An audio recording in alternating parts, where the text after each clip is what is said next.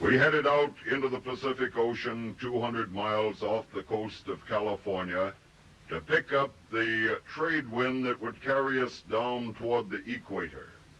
Salisbury and his party made the round-the-world expedition aboard the Gypsy. It was a yacht 161 feet long. It had a crew of 18, and there were 13 scientists aboard. We had a laboratory for the development of moving picture film and the preservation of specimens to be collected, an ice machine, and we were well stocked for a long cruise in the tropics. But just before reaching the equator, you run into the doldrums. That's a vast expanse of water where there is very little, if any, wind. We had a diesel engine, and we turned on our power and had no difficulty getting across this quiet expanse of ocean. The boys during that time mended everything but their ways. And here you see Captain Salisbury's cleaners at work. And boy, could they clean. They invented the game of blackjack, and they had me clean the first day in the tropics. Very few of the sailors today know the knots that are necessary in the making of a hammock. This old fellow had been a deep-water sailor. He had been to the tropics before, and he knew that a very necessary part of the equipment was a hammock. When you pick up these clouds, known as the trade clouds, on the other side of the doldrums, you know that you're just about to get the trade wind that will carry you onto the equator. And when that shot of the sun was taken, we were just 75 miles northeast of the Marquesas group. Each man wanted to be the first to sight land, so he appointed himself a lookout. The Marquesas group is to be our first destination. It belongs to the French and is formed by a number of small islands. The missionaries compelled the men to wear cotton pants and shirts, and they put hideous Mother Hubbard wrappers on the women. The natives were not accustomed to this. They became very warm. Clothing became saturated with perspiration, and they'd sit in the cool trade winds. The wind blowing through the wet cloth gave them colds, and this turned into pneumonia. And thousands of them died. Today, I doubt very much if there are 300 Marquesans left. They lead a carefree life, these Marquesans, getting as much joy as possible out of each day.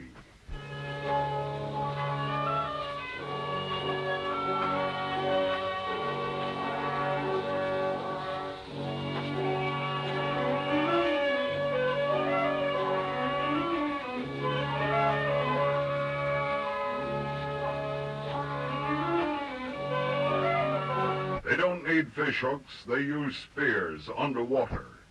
And a Marquesan always gets his fish. Fish are very plentiful, and the Marquesan is clever. That's a good combination. Frying pans, what use? They eat 'em raw.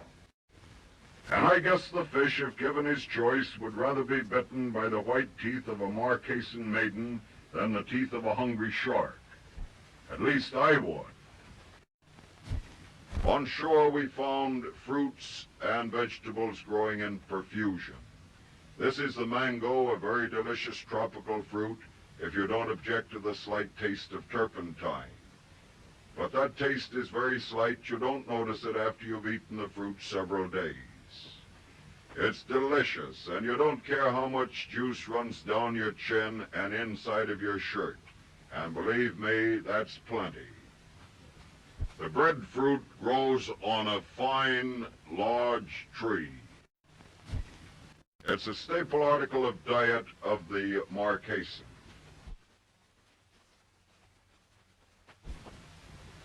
Flowers were everywhere and of every imaginable color.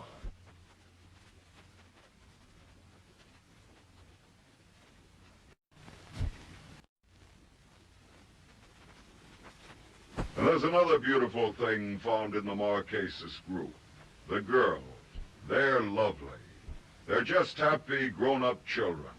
They spend their days dancing, swimming, and singing on the beach. They wear a single garment called a periu. It's about twice as wide as a bath towel and twice as long. They take this and give it a quick flip around their bodies and tuck under the ends. There are no buttons or hooks or pins or suspenders, but I'm darned if I ever saw one of them fall off. And believe me, I watch carefully.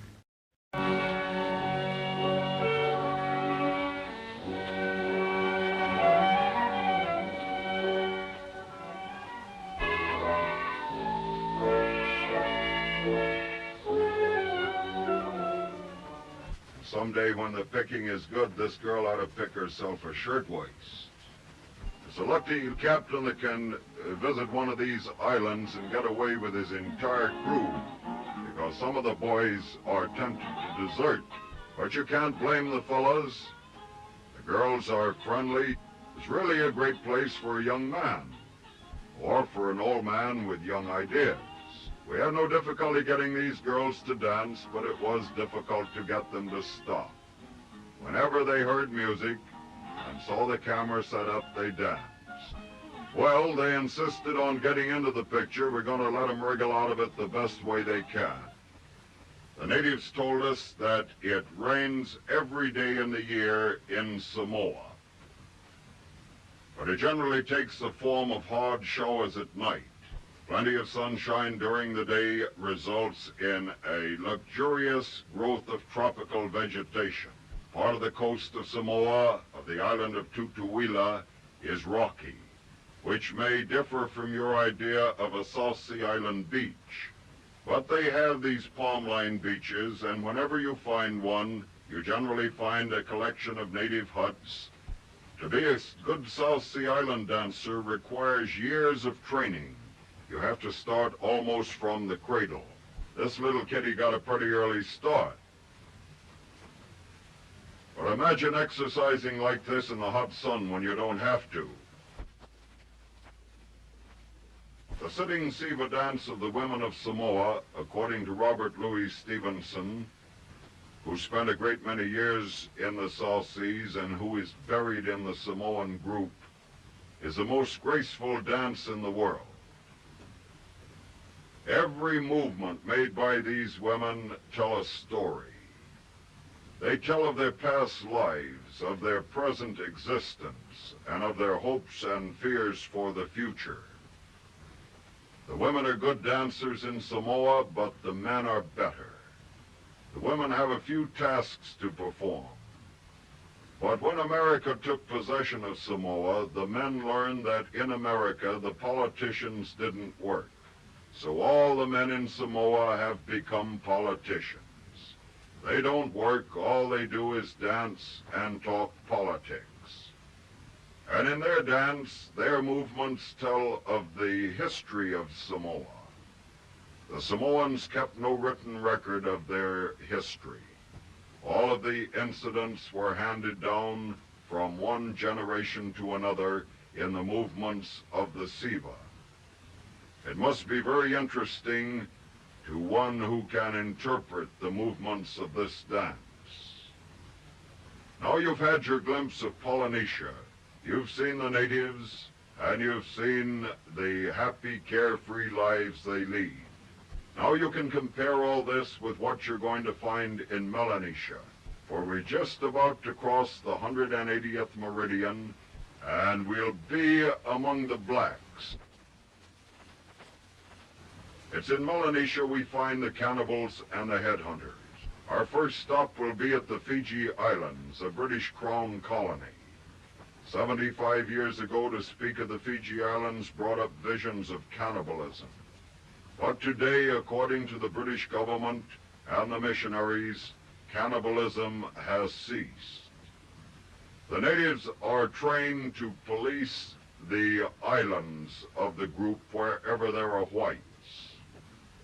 It may be possible that the Fiji Islander, living so close to the dividing line between Polynesia and Melanesia, has had the Melanesian blood softened by the Polynesian strain and proves more susceptible to the influences of civilization.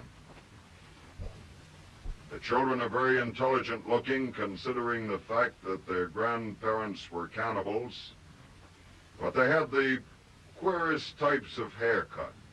Each one had his or her idea of beauty in a haircut. This girl washed her hair that morning and couldn't do a thing with it. And this fellow cuts his hair with a hammer and a chisel. They just reverse our method of building a house. They build the framework of the roof and lift it, and then build the underpart of the hut. Then they thatch the whole thing with palm leaves, grass, and reeds. And it may surprise you to know that a hut built in this way is waterproof. The rainfall in the Fijis is very heavy. They have a great many bananas in this group. Practically all the bananas used in Australia and New Zealand are shipped from the Fiji Islands.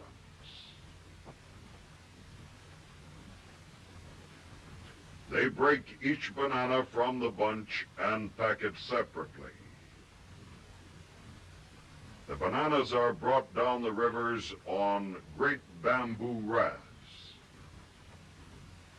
After the raft is unloaded, it's burned, for it's a great deal easier to go back up the river and build another raft than it would be to pull this one back up the swift current. Their fish lines and nets are made of coconut fiber. That's a very valuable article in the South Seas. This old fellow is making a line of coconut fiber that he will later weave into a fish net.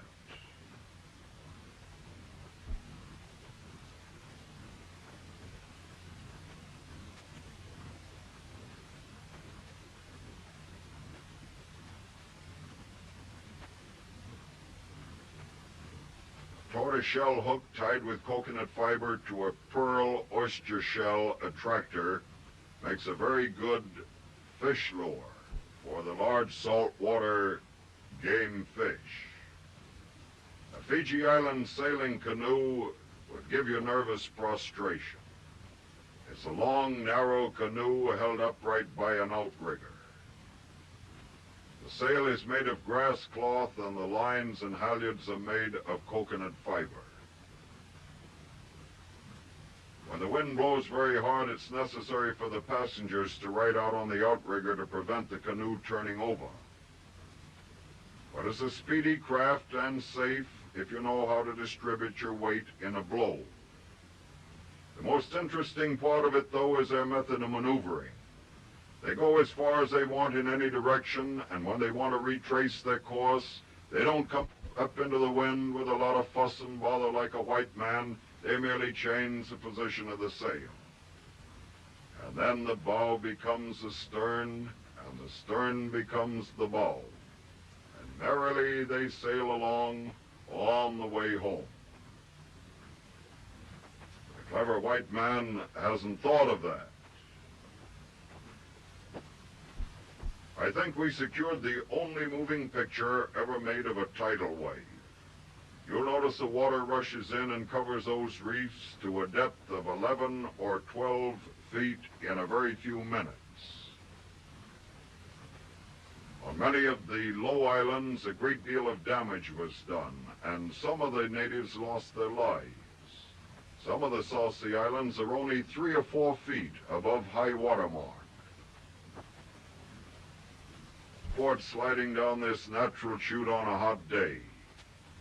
But it was so hard on the elbows, we couldn't sit down for about a week.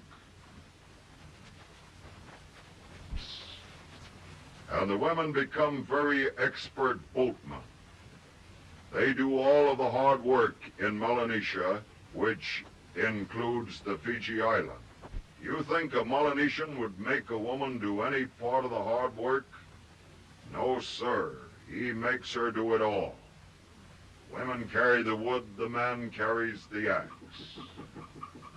These women are making tapa cloth, the only cloth they had for garments prior to the arrival of the trader, and the edge of one piece pounded into the edge of the other. In this way, they can make a piece of any desired size. We saw some of the chief's trains that were 75 feet long. Then with vegetable dyes, they stencil on the designs using a palm leaf for a stencil. The Fiji Islanders always give everyone of importance a feast. They thought we were important because we came with an expedition. We wanted to see what it was all about, so we didn't dispel their illusion. They dig a hole and fill it with rocks, which they get very hot. They put leaves on top of the rocks, the food on top of the leaves, more leaves over the food, and then cover everything with dirt. Pigs, chicken, fish, turtles, everything imaginable goes into that fire hole. And the food cooked that way is very delicious if you can just forget that they haven't cleaned anything. But before you eat, you must go through the kava ceremony and like it. Kava is a peppery root that is mixed up with water with a great deal of ceremony. Now, can you imagine drinking that stuff he's washing his hands in? He said he was straining it, but I noticed his hands were a great deal cleaner when he got through than when he started. The guest drinks this vile mixture from a coconut shell bowl. And brother, if you think a coconut shell doesn't hold a lot, you try it sometime. After the guest drinks, he spins the bowl and the others applaud. It looked like a lot of hooey to us. Here's Chief Rambezi in his long tapa cloth train. The chief is followed by his warriors dressed in leaves, bark, tapa cloth, and grass. That's the national costume of the Fiji Island warrior. They have a very nice custom of giving presents. They gave us a great many presents, a great many sweet potatoes. They call them yams, and some of them reach a weight of 50 pounds. Then the women arrive, bringing more presents, more sweet potatoes. We had enough sweet potatoes aboard the yacht when we left the Fiji Islands to stock all the markets in the state. In the sitting Siva dance of the women of the Fijis, as in the sitting Siva in Samoa, those movements tell a story. The women wear shirtwaists made of grass, leaves, and flowers. Those are made fresh every day. I think that's a very nice custom. Captain Salisbury remarked during the progress of this dance that he should like very much to have one of those tapa cloth skirts. At the conclusion of the dance, all the women filed past him, and each woman took off her skirt and presented it to him. Every woman had another skirt underneath. The women are good dancers, but remember, they do all the work. They have less time to dance than have the men. The men are all warriors. They haven't had a war for 75 years. Nevertheless, they're warriors, and they won't work. All they do is dance. And are they good? They've got to be good. They go through this dance of the war clubs, requiring hours, hundreds of intricate movements, absolutely without music, not even the beating of a tom-tom. We watched them for hours and didn't see one mistake or hesitation on the part of a dancer.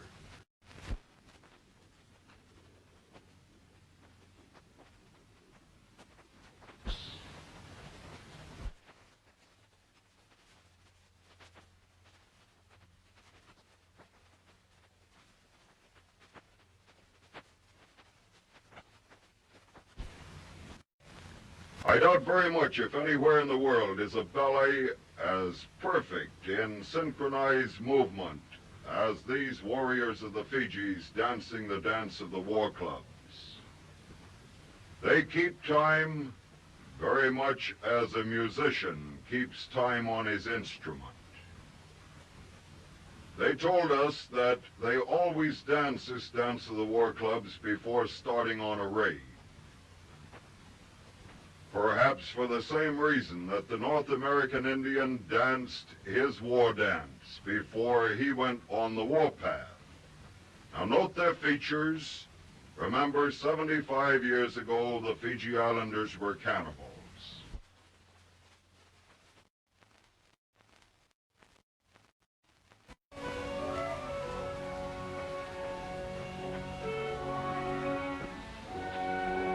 We leave the land of the Batiks and travel up this Malacca Strait in search of new adventure.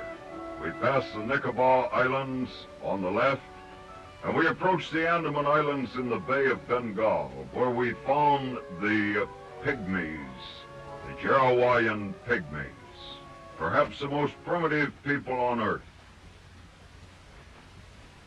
We were very fortunate in finding this collection of natives who had lost their fear of the white man and their enmity for him. These pygmies on the Andaman Islands are man-killers. The men are about 4 feet in height, the women about 3 feet 8 inches. You can get a comparison there. The man is about 5 feet 8. This is a full-grown man and woman. And when they meet, they shake hands as we do, and the visitor sits on the host's lap. They carry on a conversation that sounds like the chattering of magpies.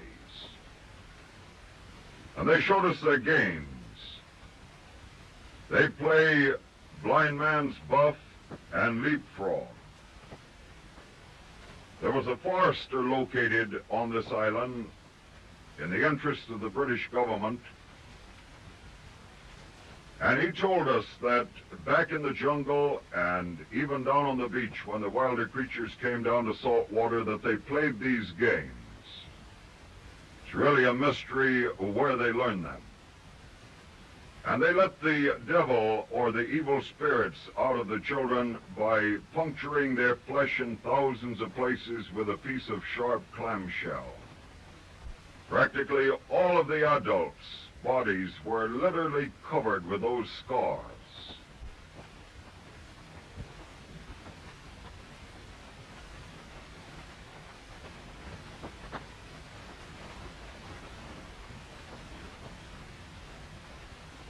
They have a custom of wearing some part of the mate's head when he dies. Some of the widows wore the jawbone only, but others preferred the whole skull. It's a custom that has its merits because you can easily tell a widow.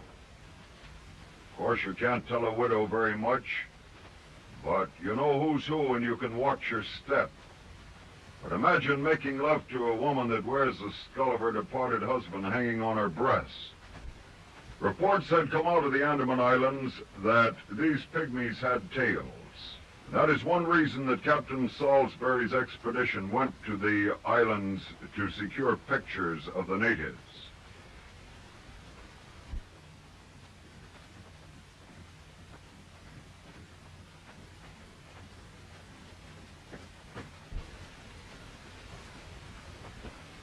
They're very primitive.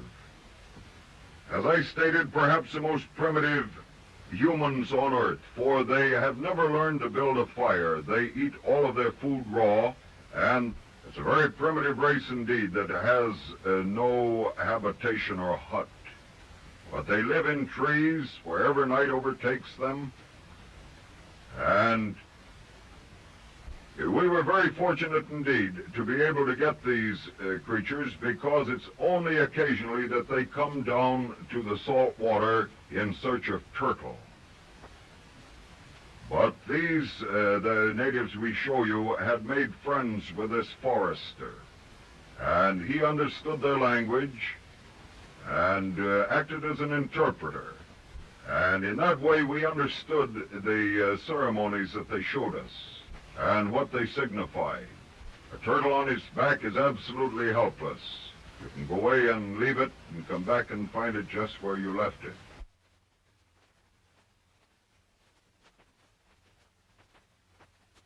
Their canoe is merely a hollowed log held upright by an outrigger.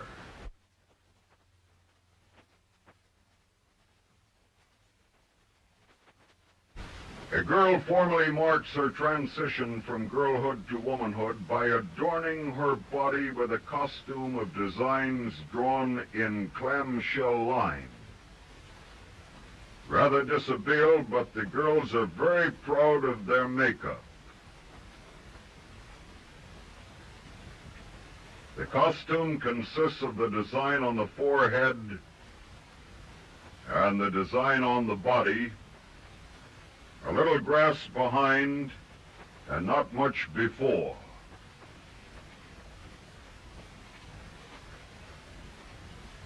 The girl at the left has an open face, wide open in fact. We never knew whether she was smiling at us or getting ready to bite. Now there's another ceremony that they must pass through before they are considered fit to be women. It consists of being kept wet for 3 days with cold seawater, while the older women fan her. If she doesn't die of pneumonia, she's considered fit.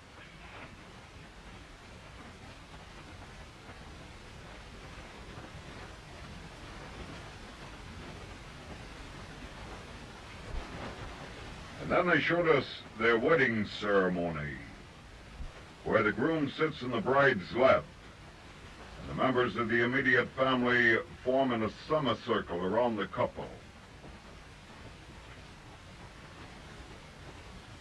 After a while, the friends arrive. They act more like enemies, but they're supposed to be friends.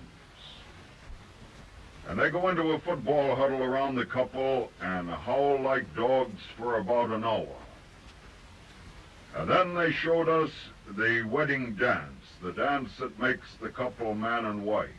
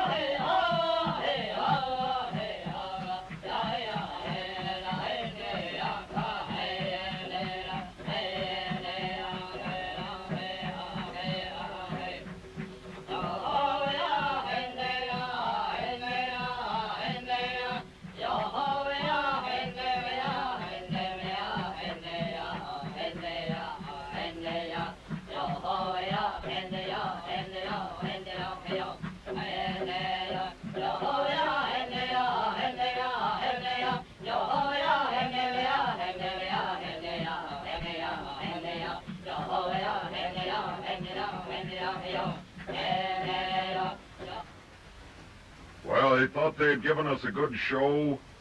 And one day they made their way up this trail into the jungle. A jungle so thick that a white man must cut every foot of his way. Going up this waterway, we told them goodbye. Now we're going to take you to one more group of erstwhile cannibals. These are the Papuans occupying islands along the coast of New Guinea. And according to the Australian government and the missionaries, the Papuans were cannibals from 13 to 18 years ago. Here the missionaries have done a very good work.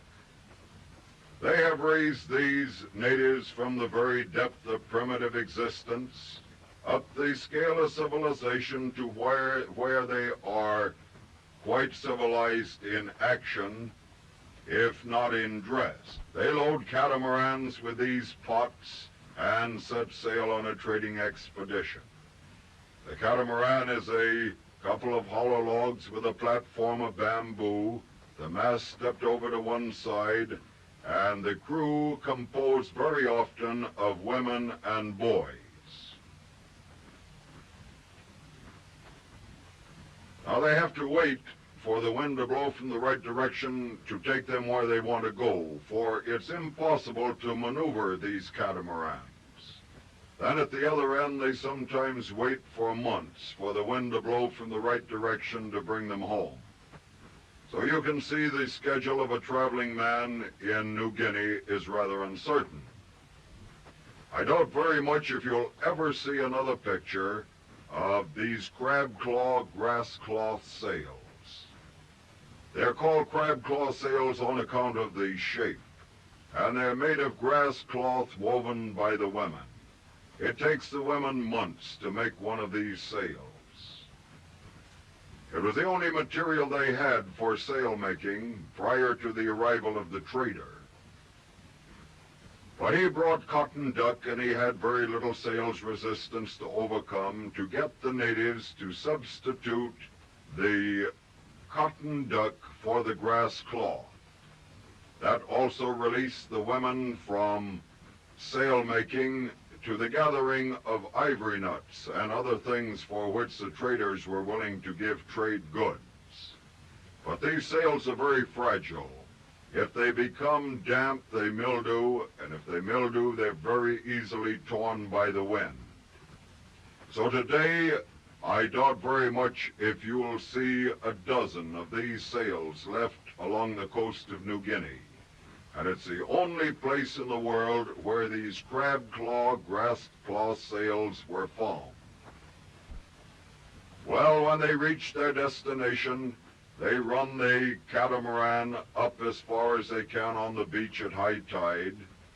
And when the tide goes out, it leaves their craft high and dry. And they can do their trading right on the catamaran. There's a lot of fuss and bother when they reach a port because they must lower these sails and furl them and carry them ashore and keep them covered. For as I stated, they're very fragile, and if they become damp, they mildew. The arrival of one of these trading expeditions is quite a social event. On this part of the New Guinea coast, visitors are few and far apart. Building your houses in this way has its advantages because when the tide goes out, it leaves a good yard for the kiddies to play in, and when the tide comes in, it gives the backyard a good cleaning. Their schoolroom is a great outdoors, and they're going to their reading, writing, and arithmetic in a big way. The missionary teachers told us that they very seldom had to mark a student absent. We're going to take you first to the islands of the New Hebrides group. This is a French and British possession. Now, when we approach a cannibal island, it's advisable to anchor the boat off a wide beach, so that when you go ashore in your small boats, the water's edge will be quite a ways from the jungle. You won't see the natives at first. They'll be back in the bush, watching you just as suspiciously, perhaps, as you'll watch them. And they have very good reason to be suspicious of a white man. You may have to spend several days at the water's edge displaying trinkets before the natives come out of the bush. They first send out the small boys. And if nothing happens to the small boys, then the men come out. They'll bring out pigs and chickens, vegetables and fruit, to trade for the trinkets they know we'll have for them. These are real cannibals. They're the Melanesian type. And the pipe was the favorite article we had. They wanted some paint. The only thing we had was enamel. They took it and painted their faces with it. It was guaranteed not to come off with steam or hot water, so I guess they're still wearing it. They have the mentality of 3 or 4-year-old children and the bodies of adults. These hats were supposed to frighten undesirable visitors away from their island, and they didn't want us to go back into the interior. This always worked on the superstitious tribes from other islands, but naturally it had no effect on us, so they finally gave it up and disappeared in the jungle. Sometime later, when we followed them, we found their village, a very evil, vile-smelling place. We found the men and boys living in a compound by themselves. The women live with the pigs. The man's compound is absolutely taboo to women. If a woman enters a man's compound, she is killed instantly. That may sound silly in this day of civilization, but I assure you it's one of the many brutal customs practiced by the cannibals of the New Hebrides. The cannibal has one virtue: he will generally tell the truth.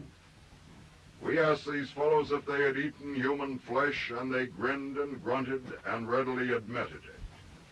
But they also admitted that they preferred the flesh of the black man to that of the white man. They claim that a white man smells bad and tastes salty. And that is very likely true, because every race has its own particular body musk.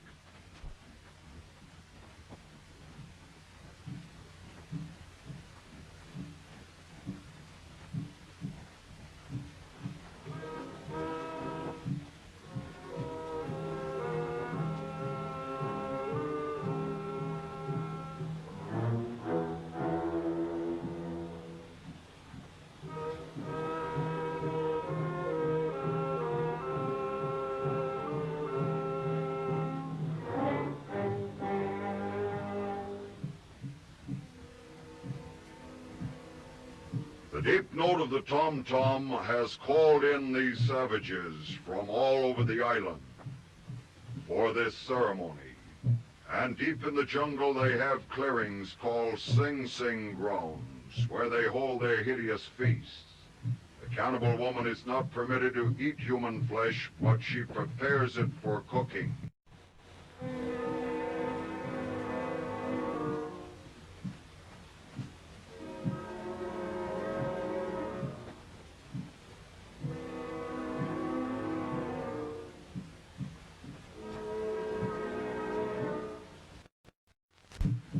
One of these ceremonies starts with a dance early in the morning.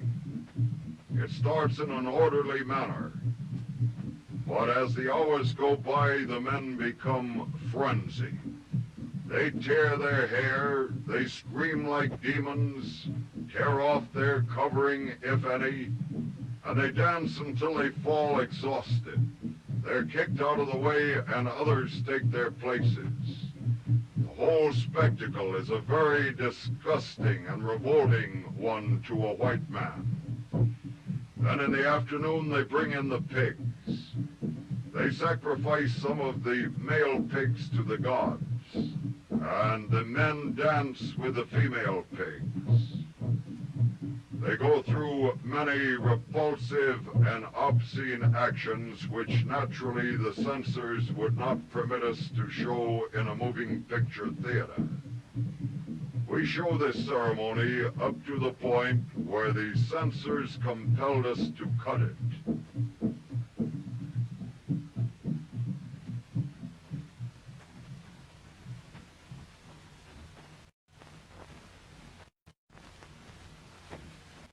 We were at Malakula Island about 10 days before we could get these natives out of the jungle in a group. They'd come out one or two at a time, but we wanted a group picture. It was impossible to go back in the jungle and photograph them due to the fact that the light at noon is just like twilight. This is due to the dense vegetation. We finally got them out on the beach and made pictures of the boys first. The boys are not too hard-looking, although they do have very cruel eyes and treacherous mouths. But the adults are very fierce and very treacherous. Every man wears a piece of bamboo through the cartilage of the nose. And among these savages, too, the pipe was the favorite article. We have found that no matter how primitive a race, it knows how to smile. You're apt to wonder when a cannibal smiles at you what he's thinking, and you're pretty apt to hope he isn't thinking of calories. Here's a jolly little playmate. Many of them had guns, and they claimed that they had killed white men for them. You can believe this because it's about the only way they can get a gun. It's a very serious crime against the British government to sell them guns or ammunition. And that's the thing that they want more than anything else. Missionary boat put into this bay, and cannibals came out to the missionary boat to listen to the organ.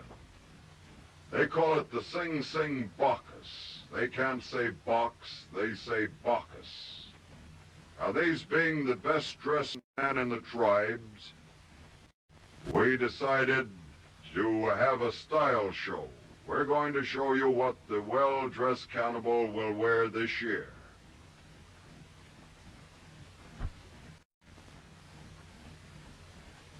Captain Salisbury had made a previous trip to this island, and he had a copy of Asia containing pictures of these men which he had taken. They got a great bang out of seeing their own pictures in that publication.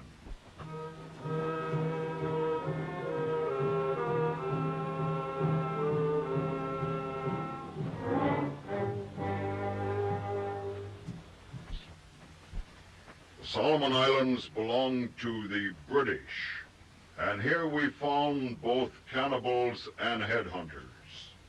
There's a large island of Maleta in this group, and years ago the bush cannibals drove the shore cannibals away. The survivors took up refuge on coral reefs that surround this island of Maleta.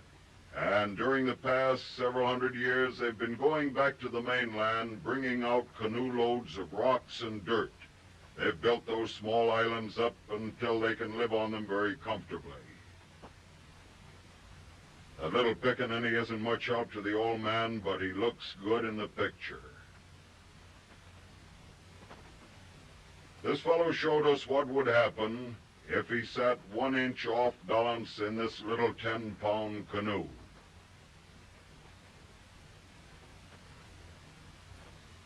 But he could climb into that canoe over the gunwale 100 times without capsizing it. That's quite a stunt. There wasn't a member of our party that could sit in that canoe and paddle it 1 minute without capsizing it. The men on the small islands are known as saltwater men. All the small islands are protected by rock walls. These walls serve two purposes. They protect the inhabitants from the raids of the cannibals and headhunters from the other islands, and they also protect them from the storms. Life in the Western Pacific is pretty much a case of the survival of the fittest.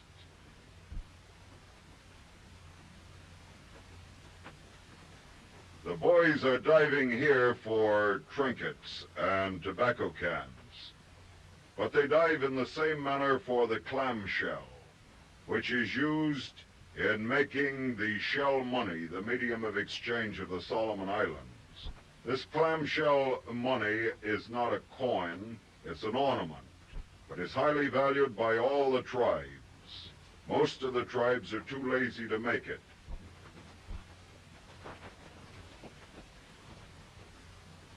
The men on these small islands never go to the mainland. They're afraid of the bush cannibals.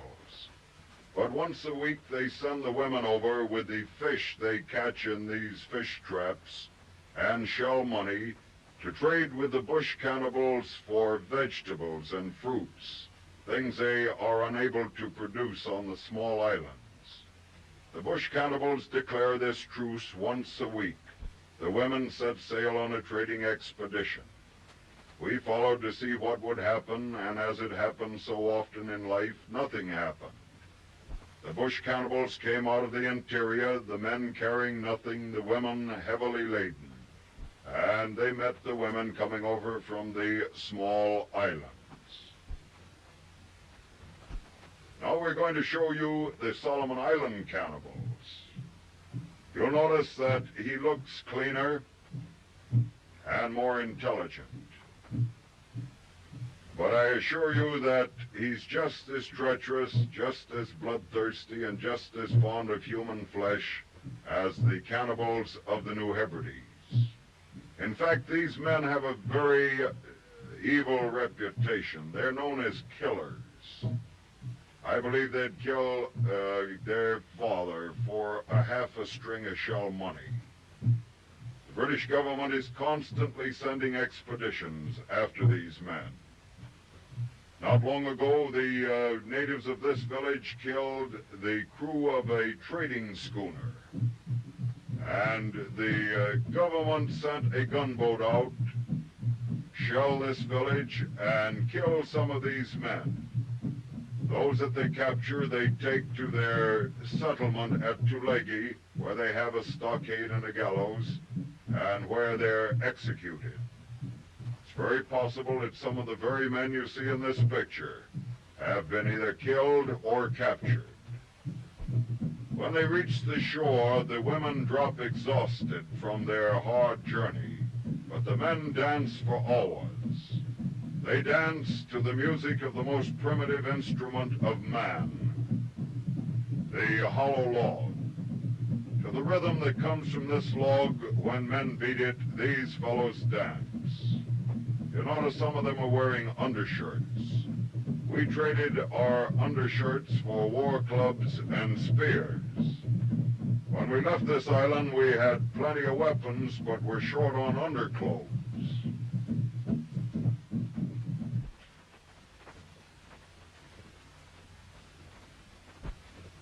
Now we'll take you over and give you a glimpse of Tulagi, the headquarters of the British in the Solomons. Just a handful of British and a number of native guards populate this small settlement. Here is where they confine the cannibals they capture after depredations against the white man. And they give them the little necktie party on this gallows. It's always a very splendid lesson to the man they hang, but it doesn't seem to make any impression at all on the others. We went in too close to this island, and the current put us ashore on that reef. It was necessary to lighten the boat. We went ashore and took up our headquarters in a hut.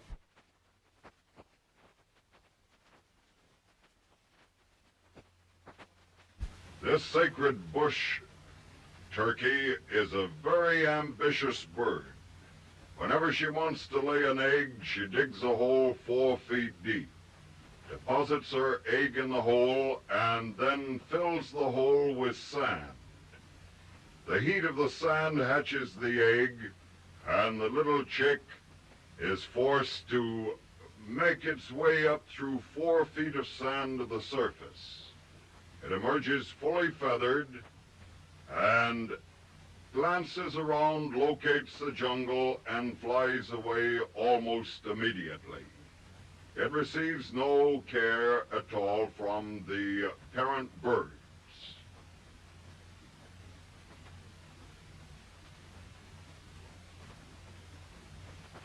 The natives gather the eggs,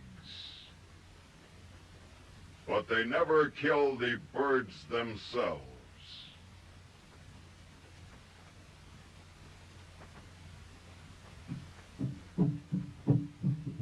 We soon ran out of presents after going ashore on this island, and the men became very surly and sullen. They got off at the jungle's edge and glared at us.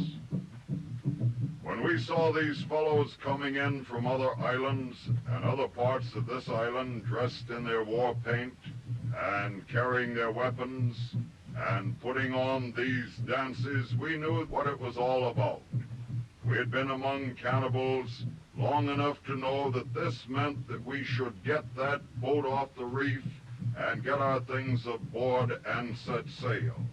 We got our things aboard and took some shots with a telephoto lens of these dances, and then we're on our way.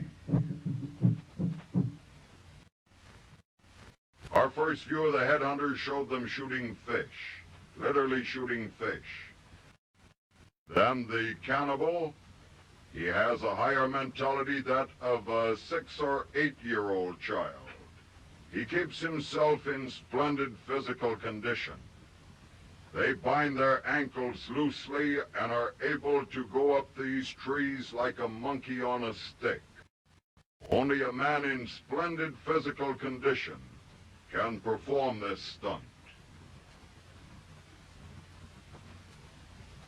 Or they run up the trees in this fashion, with their ankles unbound.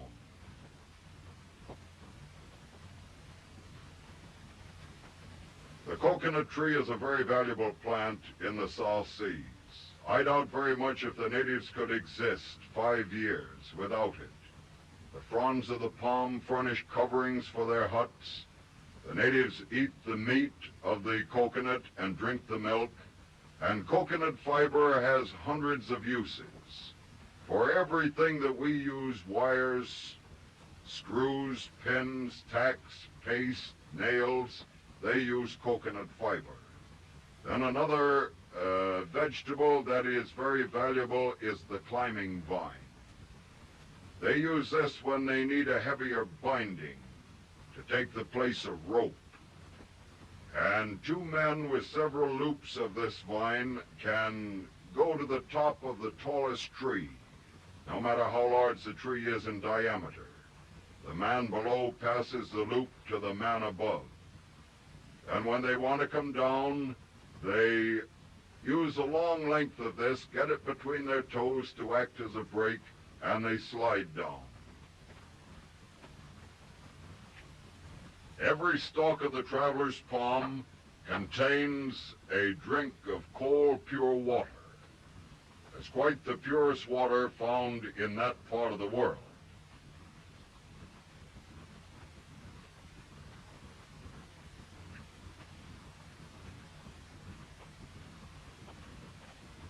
They make fire, as do many primitive races, by rubbing hard and soft wood together. This friction produces a heat that in turn produces a spark which they place in the tinder, in this case coconut fiber, just another use for the coconut tree. And by blowing on this spark, they have a fire almost as quickly as we could make one with a match. But they don't have to do this very often. They keep their fires burning month after month, never let them go out. The canoes of the headhunters are not the crude hollowed logs of the cannibals, but they're constructed more scientifically. They cut the boards to a good shape and fit with crude stone implements, bore holes along the edges, and then lace the boards together using vegetable fiber. And then with a nut that grows there, they waterproof the seams. They rub it on a rock, fill in the cracks, and it acts as a waterproof cement. We saw canoes that had been in use 35 years. They were just as seaworthy as the day they were made. The chewer of the betel nut puts a piece of the nut in his mouth, some lime from his lime pot, and a piece of wild pepper leaf. And boy, he gets the kick of a mule. His heart action goes up a number of beats. They're very proud of their personal appearance. They put lime in their hair to kill the insects, and then comb them out with those bamboo combs. And when they shave, they use a pair of clamshell tweezers and pull the whiskers out by the roots. It doesn't seem to cause them any discomfort at all. I doubt very much if they have the same nervous system that we have. I think he missed one. When the boys are 5 or 6 years old, they're taken from the mothers and kept in the compound with the men. And they're taught how to handle their weapons and the steps of the war dances. For it is the desire of every headhunter to be a good warrior.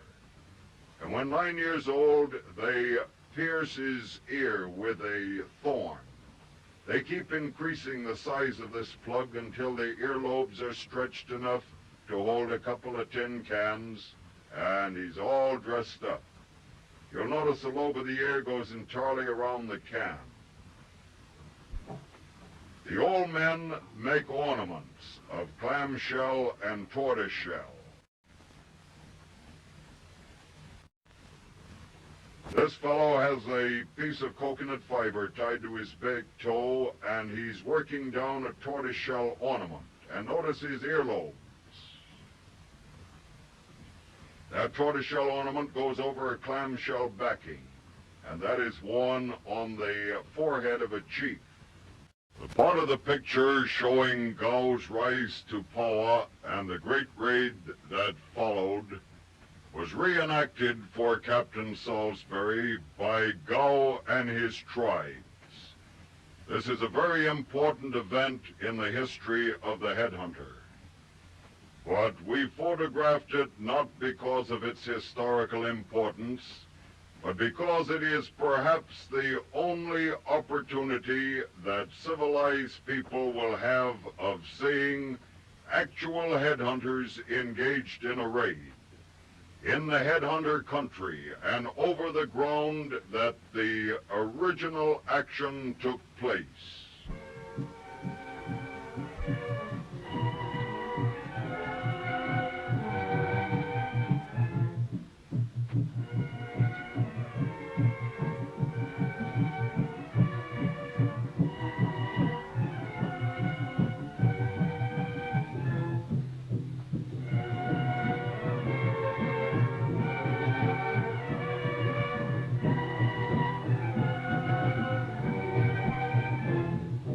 Canoes were taken from their places of concealment in the jungle, for the headhunters must keep these canoes concealed because the English destroy them whenever they're found. The English know that they'll only be used at the time of a raid, and every raid is a very bloody affair. They all gathered at Bilwa for a great council of war, all the chiefs and their warriors. And at this council, the plan of action was discussed. And it was also decided that only the young men should be taken on the raid. This didn't please the old fellows. They wanted to go. This old man pointed to the ring on his breast. He said, "That shows I've killed a chief. And for every ring on my arm, I've got a skull in my skull house." Headhunters take the heads of their enemies as a religious ceremony. If anything of an unfortunate nature occurs, such as a stealing of that girl or the shipwrecking of a canoe, they think their god, the Uri, is angry, and that they must secure heads of their enemies to pacify him.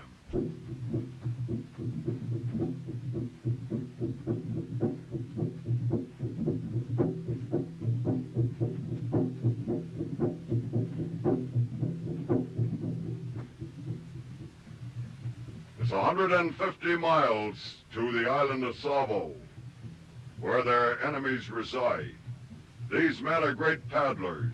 They take advantage of the shelter offered by the different islands, and whenever they come to a rough place, they paddle furiously. They can keep up this stroke for hours, and they're fatalists. They're great warriors.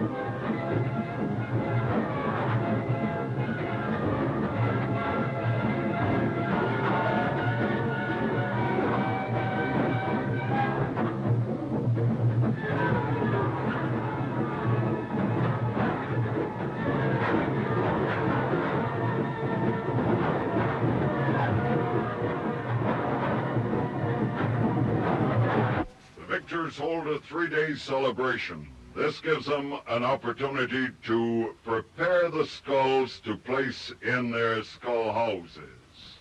They keep only the skull. The flesh is removed.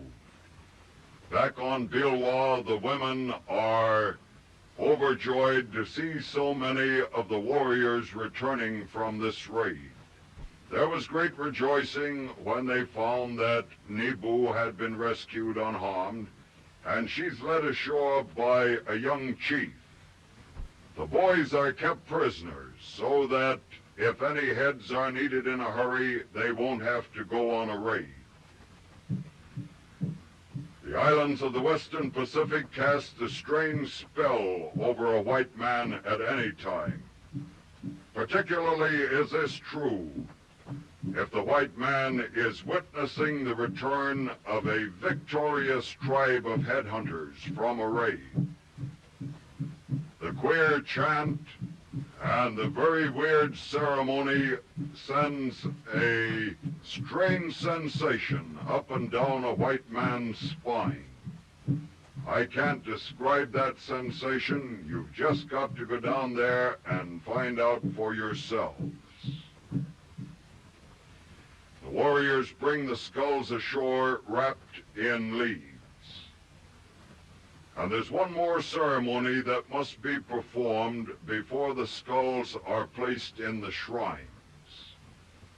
This consists of placing the skulls on the beach in a large pile.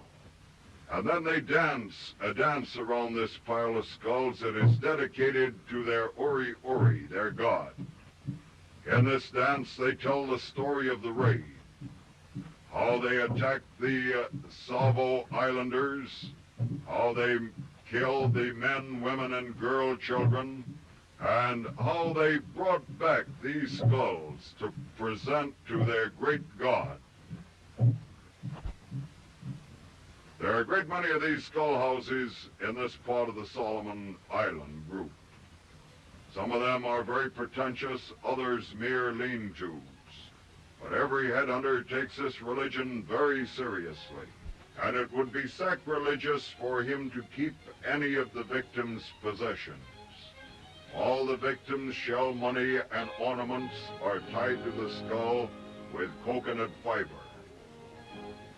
And they'll remain there as long as the warrior who owns the Skull House lives. Gow is at peace now, at peace until another raid.